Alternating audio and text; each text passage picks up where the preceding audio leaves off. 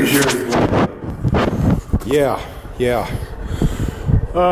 Hey there again. Cheers, beer nuts. Hey, hello, kids. Here with Bob again. We're talking about that slab.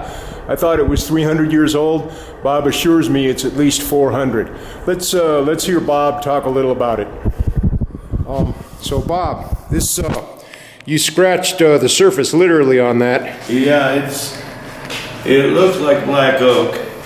You know, it's got so much discolor from the sun, you know, from it drying. Right. That really, to be sure, I'd have to take a sander and hit it. But it's either black oak or what California live oak. Right. But it's an oak. You know?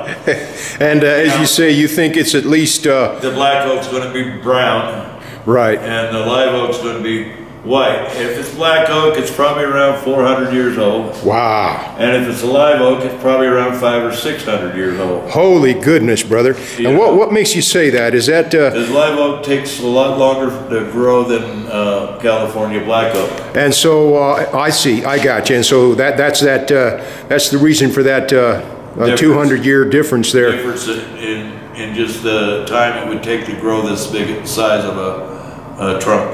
And you say this thing will light up once you hit it with a sander?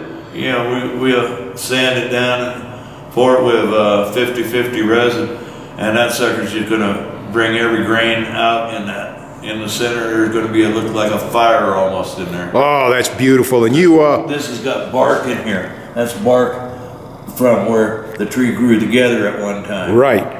Yeah. And so what does that tell you? Well, it gives you a lot more colors.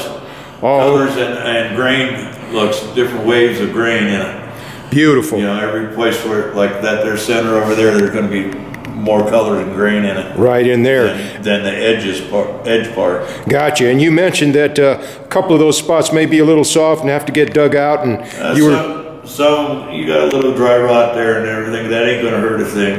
And you were thinking of putting some cool stuff in there, huh? You could put anything you want in there. You know, gold coin, coin with your birth date in it or something. I got you. Maybe one of my dog tags, a copper dog tag with a number on it. That would be fine. It would shine up perfect.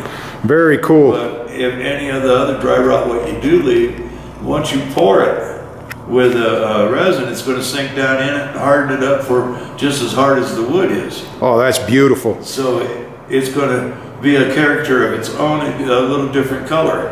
That's beautiful, Bob.